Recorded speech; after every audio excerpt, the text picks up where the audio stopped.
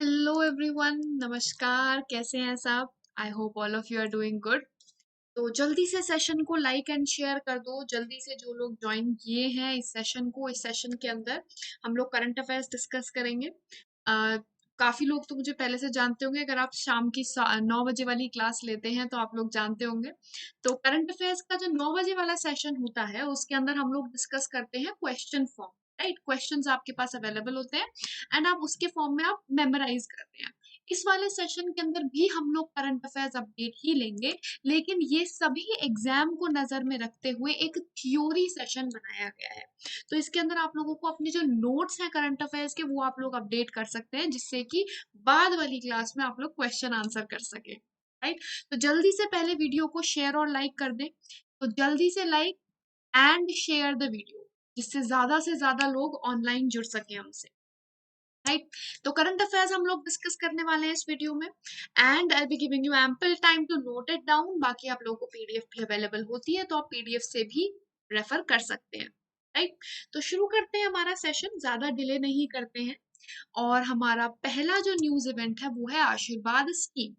आशीर्वाद योजना या आशीर्वाद स्कीम जो है ये ओडिशा सरकार के द्वारा लॉन्च की गई है। किसके लिए की गई है? उन अनाथ बच्चों के वित्तीय सहायता प्रदान करने के लिए जिनके माता पिता में से दोनों या कोई एक कोरोना वायरस के कारण खो गया या उनकी वजह से उन्होंने उन्हें खोया है। राइट, तो क्या है, since you have lost your parents lose करे हैं, तो उसकी जगह पे फाइनेंशियल सपोर्ट आप लोगों को याद होगा सेंट्रल गवर्नमेंट, केंद्र सरकार तो दे ही रही है, साथ ही साथ राज्य सरकारों ने भी शुरू किया है। तो उनमें से एक स्कीम ओडिशा भी लेके आया। अब इस स्कीम के अंदर ओडिशा कितनी वित्तीय सहायता करेगा, किन किन को सहायता करेगा? तो पहली चीज, दो सिचुएशन हो सकती है, या तो दोनों माँ बाप दोनों मरे हैं या फिर दोनों में से कोई एक मरा है। तो इन केस अगर बोथ आर डेड, अगर दोनों मरे हैं, तो उस केस में केंद्र सरकार की तरफ से 2500 रुपए की वित्तीय सहायता प्रति माह पर मंथ अवेलेबल कराई जाएगी। वहीं पे those who have lost only one parent, एक पेरेंट को खोया है, उनको 1500 रुपए प्रति माह अवेलेबल कराया जाएगा। ठीक है, और ये किसको दिया जाएगा? ये उनके जो भी गार्जियन केयर टेकर है उनको दिया जाएगा। कितनी एज तक दिया जाएगा, किस उम्र तक? जब तक कि वो 18 साल के नहीं हो जाते हैं तब तक के लिए उनको दिया जाएगा। 18 साल तक के लिए वित्तीय सहायता अवेलेबल होगी।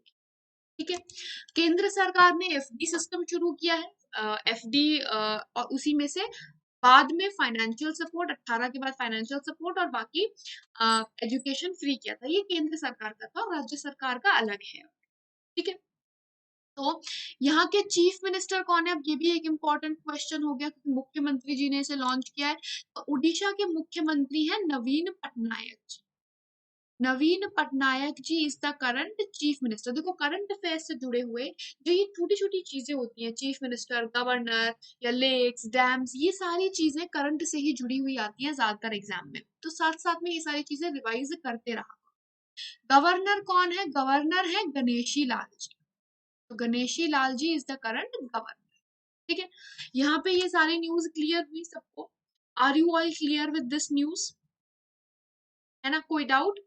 इसको स्क्रीनशॉट लेना है आप लोग स्क्रीनशॉट ले सकते हैं। जिनको पीडीएफ में देखना है, उनको अगर नोट्स बना रहे हैं कोई, तो आप नोट्स बना सकते हैं। अब जाते हैं नेक्स्ट न्यूज इवेंट पे। अगला न्यूज है असम से रिलेटेड। असम ने हाल ही में एक एमओयू, मेमोरेंडम ऑफ अंडरस्टैंडिंग, या एक समझौता ज्ञापन पर हस्ताक्षर करे हैं सर्वे ऑफ इंडिया के साथ, एसओआई के साथ। क्यों किया है? स्वामित्व योजना सबको याद होगी। स्वामित्व योजना को इम्प्लीमेंट करने के लिए, उसको लागू करने के लिए ये एमओयू साइन हुआ है। पहली बात तो स्वामित्व योजना कौन सी है? स्वामित्व योजना लॉन्च की गई थी 2020 में, अप्रैल के महीने में।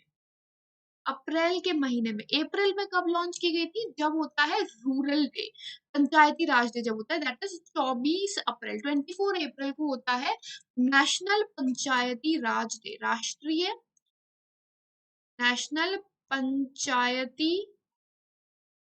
राज डे या राष्ट्रीय पंचायती राज दिवस। इस दिन पे 24 अप्रैल 2020 में इस स्कीम को लॉन्च किया गया था। क्यों लॉन्च किया गया था? गांव की जितनी भी लैंड है, लैंड यानी जमीन है, उस सबका एक डिजिटल रिकॉर्ड बनाना है, ताकि बाद में कोई समस्या ना हो। जैसे होता है ना कि एक्वायर कर लिया, किसी दूसरे की जमीन को एक्वायर कर रखा है, या सरकार की जमीन पे हड़प रखी है, तो ये प्रॉपर्टी वाले जो इश्यूज होते हैं, उन सब इश्यूज को सॉर्ट आउट करने के लिए स्वामित्व योजना शुरू करी थी। सर्वे ऑफ इंडिया इसके अंदर क्या करने वाला है, एक मैप तैयार करने वाला है हर गांव का, जिसके अंदर पूरा मैप होगा कि किस किस की लैंड कितनी कितनी है और केंद्र सरकार की कितनी। तो डिस्प्यूट्स रिजॉल्व करने में भी थोड़ा सा इजी होगा। अब इसी को इम्प्लीमेंट करने के लिए ये असम सरकार ने सर्वे ऑफ इंडिया के साथ अग्रीमेंट किया है। इस स्कीम को वैसे इम्प्लीमेंट कर कौन रहा है, अगर हम केंद्र की बात करें तो केंद्र से ये स्कीम इम्प्लीमेंट कर रहा है मिनिस्ट्री ऑफ पंचायती राज। पंचायती राज मंत्रालय जो है वो इम्प्लीमेंट कर रहा है। और असम के साथ है तो असम की सरकार जो रेवेन्यू और डिजास्टर मैनेजमेंट की सरकार है वो इसके साथ वर्क करने वाली है। असम की जो डिपार्टमेंट है रेवेन्यू और डिजास्टर मैनेजमेंट का, रेवेन्यू एंड डिजास्टर मैनेजमेंट का जो डिपार्टमेंट है असम सरकार का, वो पंचायती राज मंत्रालय के साथ मिलकर इस पे वर्क करने वाला है। ठीक है, तो ये हो गई हमारी स्वामित्व स्कीम और ये असम सरकार का जो एमओयू हुआ है। अब यहाँ पे एक चीज और याद रखनी है, सबको याद होगा कि असम का रिसेंटली इलेक्शन असम में हुए थे। ठीक है, तो वहां के मुख्यमंत्री, वहां के गवर्नर, ये बहुत ही इंपॉर्टेंट है। ठीक है, तो पहली बात तो कैपिटल क्या है, ये तो यहाँ मैप में ही मार्क्ड है, दिसपुर कैपिटल है। इसके बाद मुख्यमंत्री की अगर बात करें तो वो है हिमंत बिस्वा शर्मा। हिमंत बिस्वा शर्मा करंटली मुख्यमंत्री है असम। ठीक है, हाल ही में इलेक्ट हुए थे।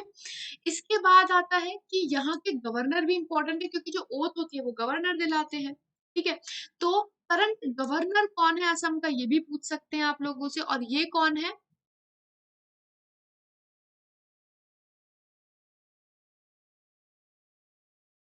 That is going to be Jagdish Mukhi ji. Jagdish Mukhi ji is the current governor of Assam. ठीक है, तो यहाँ पे ये सारी चीजें क्लियर हुई। असम की काफी सारी रिसेंट अपडेट्स और भी हैं, तो उनके साथ आप लोग अपडेट रहते रहना है। राइट, अब यहाँ पे सारी चीजें क्लियर हो गई, नेक्स्ट सेशन पे जाते हैं, नेक्स्ट न्यूज पे। तो नेक्स्ट न्यूज है अमेंडमेंट्स इन consumer protection rules. Consumer protection amendment पिछले साल आया था, इंप्लीमेंट हुआ था, मतलब कंज्यूमर प्रोटेक्शन रूल्स आए थे 2020 के अंदर। कुछ नए रूल्स इंप्लीमेंट किए गए थे, क्योंकि इन ऑनलाइन जो भी ई कॉमर्स साइट्स हैं, हमारी ऑनलाइन शॉपिंग के प्लेटफॉर्म, उन सबको रेगुलेट करना बहुत जरूरी था। तो उसके लिए ये नए रूल्स आए थे। अब इसके अंदर भी कुछ चेंजेस आए हैं। ठीक है, तो ये क्या चेंजेस आए हैं, पहले चेंजेस देखते हैं। तो फ्लैश सेल, जैसे आप लोगों ने देखा होगा फ्लैश बिक्री, फ्लैश सेल, जो रिपब्लिक डे फ्लैश सेल या independence day flash sale, Diwali flash sale, इन सब को थोड़ा सा कम करना पड़ेगा, लिमिटेशन लाई जाएंगी। ये अमेंडमेंट आया है। दूसरा, बैन नहीं है, ये नहीं है कि बैन कर दिया फ्लैश सेल्स, लेकिन क्योंकि इसमें कस्टमर से धोखा भी बहुत होता है, और काफी लोगों को ऐसा होता था कि अपडेट ही नहीं मिलता था, कोई कम ज्यादा हो रही है प्राइस तो अपडेट नहीं मिल रहा है, तो कस्टमर की चॉइस भी लिमिट हो जाती है, सेलर्स ने भी काफी धोखा किया, तो इसकी वजह से थोड़ा सा लिमिटेशन लगाई जाएगी इस ई सेल पे, जिसके बाद अभी फ्लिपकार्ट अमेजोन ने बोला कि हम लोग शायद बंद भी कर दें। अमेजोन का ये आया है कि शायद हम लोग फ्लैश सेल करना बंद भी कर दें। राइट, दूसरी चीज, कंपनीज जो है उनको अपना ग्रीवियंस ऑफिसर रिपोर्ट करना पड़ेगा, कि अगर जो फॉरेन कंपनीज है, इंडियन कंपनीज नहीं है, उन सबको एक grievance officer, complaint officer set करना पड़ेगा, जैसे फेसबुक और गूगल को करना पड़ रहा है, कि अगर कोई कंप्लेंट है तो कहाँ पे जाए। ठीक है, वो नोडल पॉइंट होगा, वो person is going to be the important person, जिसके थ्रू जितनी भी लॉ एनफोर्समेंट एजेंसीज है वो उसी को पकड़ेंगे, अगर कोई कंपनी के रिगार्डिंग कोई भी कंप्लेन हो, तो इन दैट केस जो भी नोडल ऑफिसर है उसी को पकड़ा जाएगा, या उसी के थ्रू कंप्लेन रजिस्टर कराई जाएगी। ठीक है, एंड उसी को पर्सन को, that's going to be the representative. ठीक है, तो ये नया अमेंडमेंट आए हैं, these are the few changes that have come. लेकिन इससे पहले भी तो चेंजेस आए हैं, तो इससे पहले जब 2000 20 के अंदर चेंजेस आए थे। तो किन चीजों में आए थे? जो भी इलेक्ट्रॉनिक सेल हो रही है मार्केट प्लेस में, ई कॉमर्स साइट्स में जितनी भी सेल हो रही है, उन सब सेल को थोड़ा सा रेगुलेट करना, कंज्यूमर्स को थोड़ा सा ज्यादा पावर देना। क्योंकि इसके अंदर क्या कर दिया था कि जो भी सेल है वो सारा कंज्यूमर को पता चलना चाहिए, राइट। इस तरीके के कुछ अमेंडमेंट्स लाए गए थे 2020 वाले के अंदर। डिस्ट्रिक्ट नोडल ऑफिसर अपॉइंट होना चाहिए, ये भी आया था। और वीडियो कॉन्फ्रेंसिंग के थ्रू भी कंप्लेंट की हेयरिंग हो सकती है, ये भी पहले आया था कि video conferencing, VC, video call के थ्रू भी कंप्लेंट के रिगार्डिंग हियरिंग हो सकती है, कोई दिक्कत नहीं होगी, राइट। और किसी भी तरीके का नुकसान हो, पहले ऐसा कोई प्रोविजन नहीं था 1986 वाले लॉ में, ई कॉमर्स से रिलेटेड कोई खास ऐसे रेगुलेशंस थे नहीं, क्योंकि उस टाइम पे चलता भी नहीं था इतना। अब जब चल गया है तो इसके रिगार्डिंग रेगुलेशंस भी बढ़ा गए हैं। और इसके साथ एक इम्पॉर्टेंट चीज जो आई थी कि फाइल कंप्लेंट फ्रॉम एनीवेयर, ये 2020 वाले में आया था कि कहीं से भी कंप्लेंट रजिस्टर कर सकते हैं। ये नहीं है कि ऑफिस अगर बेंगलोर में है अमेजोन का तो बेंगलोर से के अंदर ही आपको कंज्यूमर कंप्लेंट डालनी है, ऐसा कुछ नहीं, राइट। तो यहाँ पे आई गेस आप लोगों को ये थोड़ी सी चीजें क्लियर हुई हैं, नए रूल्स, नए अमेंडमेंट्स और साथ ही साथ 2020 के अमेंडमेंट्स, राइट। चलिए अब आगे बढ़ते हैं नेक्स्ट न्यूज इवेंट की तरफ। वो है यूनेव फॉर। यूनेव फॉर पहली चीज तो है क्या, what do you mean by EUNAVFOR? EUNAVFOR actual में यूरोपियन यूनियन नेवल फोर्स है। यूरोपियन यूनियन नेवल फोर्स, ठीक है। तो यूरोपियन यूनियन नेवल फोर्स है यूनेव फॉर। और उन्होंने हाल ही में एक नेवी एक्सरसाइज कंडक्ट करी थी जिसके अंदर भारतीय नौसेना ने या इंडियन नेवी ने पार्टिसिपेट भी किया था। इंडिया की तरफ से आईएनएस त्रिकंड ने पार्टिसिपेट किया था। वेन्यू कौन सा था? गल्फ ऑफ एडन वेन्यू था, ये रहा यहाँ पे लिखा हुआ भी है, गल्फ ऑफ एडन वेन्यू था। आईएनएस त्रिकंड ने भारत की तरफ से पार्टिसिपेट किया था। और इसके अलावा यूरोपियन साइड की तरफ से there were few ships which were there from European side. कौन कौन से? एक इटालियन शिप था कार्बिनियर, स्पेनिश शिप ईएसपीएस नवरा, दो फ्रेंच शिप्स थे स्कर्फ एंड टॉनर, ठीक है। नाउ यूनेव फोर से रिलेटेड एक चीज है कि इसके मुख्यालय कहाँ पर है, हेडक्वार्टर कहाँ पर है? वो है रोटा स्पेन के अंदर। तो रोटा स्पेन के अंदर इसके मुख्यालय हैं। वहीं पे अगर भारतीय नौसेना के जो चीफ हैं उसकी बात करें, चीफ ऑफ नेवल स्टाफ, ये कौन है? That is admiral Karambir Singh. Karambir Singh, admiral Karambir Singh जो है ये currently chief of naval staff. यहाँ पे हमारा नेशनल और स्टेट न्यूज इवेंट कंप्लीट होता है। अब थोड़ा सा इंटरनेशनल की तरफ जाएंगे, अंतरराष्ट्रीय न्यूज इवेंट लेंगे। तो वो है वर्ल्ड इन्वेस्टमेंट रिपोर्ट। हाल ही में वर्ल्ड इन्वेस्टमेंट रिपोर्ट या निवेश, विश्व निवेश रिपोर्ट 2021 आई, जिसके अंदर फॉरेन डायरेक्ट इन्वेस्टमेंट एफडीआई के इनफ्लो, यानी जो देश के अंदर आ रहा है एफडीआई, और आउटफ्लो यानी कि जो देश के कंपनीज इन्वेस्ट कर रहे हैं बाहर, इन सब के ऊपर रिपोर्ट तैयार की गई थी, जो UNCTAD, United Nation Conference on Trade and Development, या ये कहें व्यापार और विकास पर संयुक्त राष्ट्र सम्मेलन के द्वारा जारी की गई थी, ठीक है। अब इसके अंदर रैंकिंग की गई थी देशों की ऑन द बेसिस की कितना एफडीआई आया है, उसके बेसिस पर रैंकिंग की गई थी। तो क्या क्या रैंकिंग रही है? पहली बात, टॉप किसने किया? इस रैंकिंग में दो केस रहेंगे, इनफ्लो और आउटफ्लो। इनफ्लो के अंदर अगर हम टॉप रैंक देखते हैं, यानी कि सबसे ज्यादा रिसीव किसने किया है, आ, वो अगर देखते हैं तो वो सबसे ज्यादा रिसीव किया है यूएसए ने। इनफ्लो सबसे ज्यादा यूएसए के अंदर रहा है, कितना रहा है? 156, 156 बिलियन यूएस डॉलर का इनफ्लो रहा है। भारत के पास 64 बिलियन का यूएस डॉलर्स का इनफ्लो रहा, जिसकी वजह से भारत 5वें स्थान पर रहा था, 5th रैंक पे रहा था। और ये किस बेसिस पे है? ये इनफ्लो का है, तो भारत के अंदर आया है एफडीआई। वहीं पे अगर आउटफ्लो की बात करते हैं, आउटफ्लो यानी कि भारत से गया है, तो उस केस में उसको आउटफ्लो बोलते हैं। आउटफ्लो के मामले में टॉप किया किसने है? टॉप रैंक पे रहा था चाइना। चीन टॉप पे रहा। तो इनफ्लो में दूसरे नंबर पे था और आउटफ्लो में टॉप पे चाइना था। चाइना का आउटफ्लो कितना था? 133 billion US dollars, 133 billion US dollars का आउटफ्लो था। वहीं पे अगर भारत की बात करें आउटफ्लो के मामले में, इंडिया का टर्म्स आउटफ्लो के मामले में 18वीं रैंक पे था। क्यों? क्योंकि इंडिया का आउटफ्लो 12 बिलियन यूएस डॉलर ही था, ओनली 12 बिलियन यूएस डॉलर था, इसलिए 18वीं रैंक थी। वैश्विक स्तर पे एफडीआई का अगर हम बात करें, ग्लोबल लेवल पे एफडीआई के अंदर इनफ्लो कितना रहा है, तो इनफ्लो कम हुआ है। ये भी इनफ्लो की बात हो रही है। तो इनफ्लो एफडीआई, ग्लोबल एफडीआई, वैश्विक स्तर पे एफडीआई कम हुआ है। कितना हुआ है? 35% से कम हुआ है।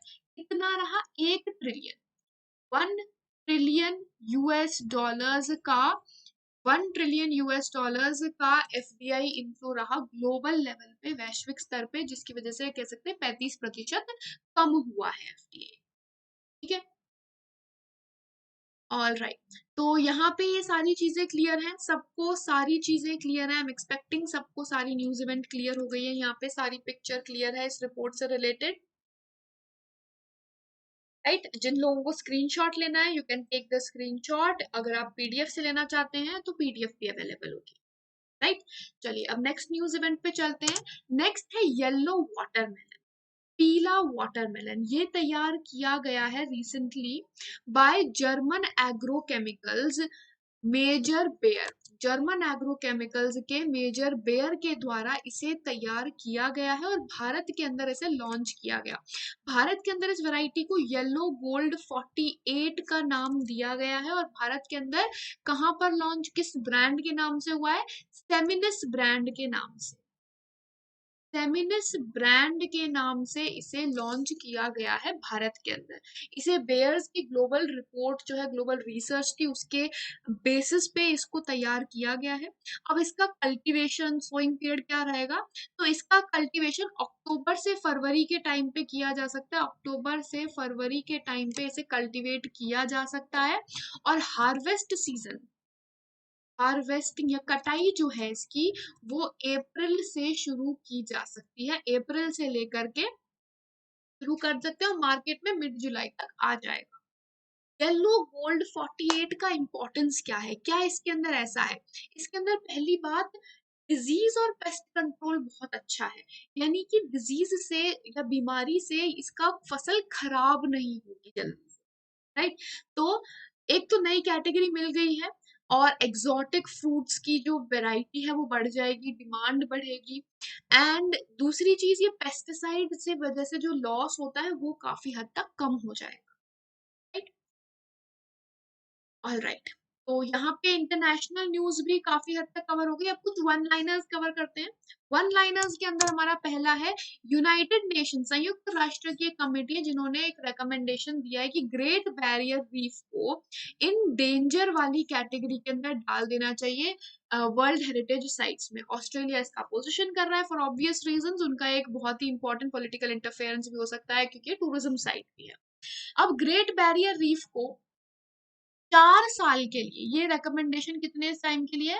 फॉर 4 इयर्स इसे रखा जाने वाला, मतलब काफी टाइम से इसे इन डेंजर में रखने की कैटेगरी में चल रही है, ठीक है।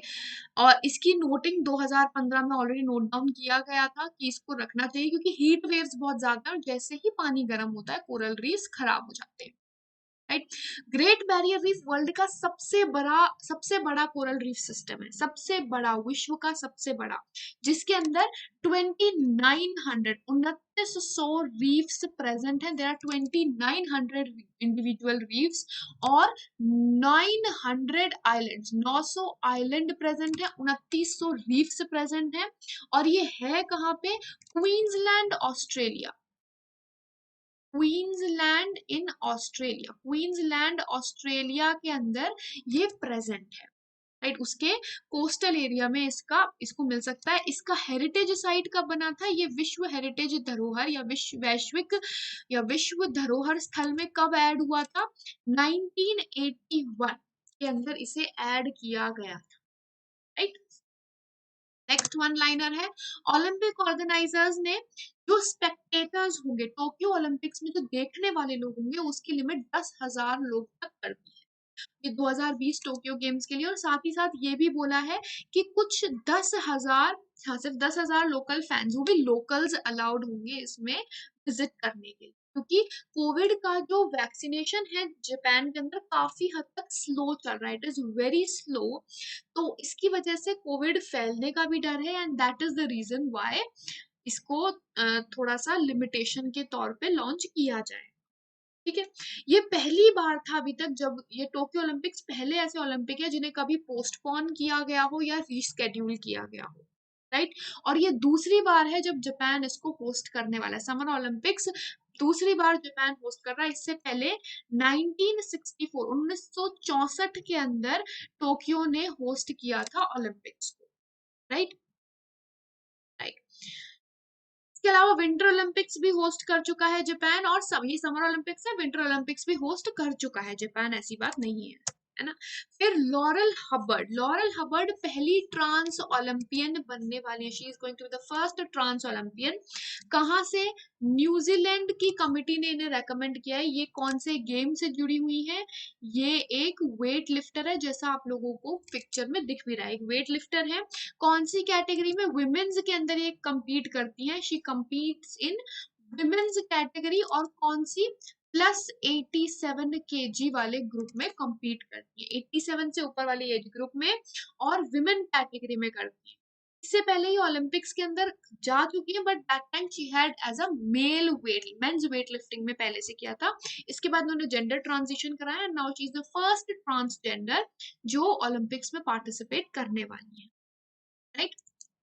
इसके बाद एन वेंकटरमन, उन्हें टेक ओवर पैनल, जो सेबी का एक टेक ओवर पैनल है, सेबी द्वारा स्थापित एक टेक ओवर पैनल, उसके नए मेंबर के तौर पे अपॉइंट किया गया है। He has been appointed as a new member. तो ये जो टेक ओवर पैनल है इसे पूरा रीस्ट्रक्चर किया गया है हाल ही में। पहली एन वेंकटरमन कौन है? ये एक्चुअल में एमडी सीईओ है, he is a MD/CEO of Deloitte India. Deloitte India के करंट MD और CEO हैं। इस टेक ओवर पैनल के करंट चेयरपर्सन किसे अपॉइंट किया गया है? Justice NK Sodhi. Justice NK Sodhi ji को अपॉइंट किया गया as a chairperson of this take over panel. इसके अलावा 2 मेंबर और हैं, इसमें एक्चुअली 4 मेंबर हैं, एक चेयरपर्सन है, 3 मेंबर हैं। उनमें से एक मेंबर एन वेंकट रमन है, दूसरे डेरियस खम्बाता है, और तीसरे मेंबर हैं थॉमस मैथ्यू टी।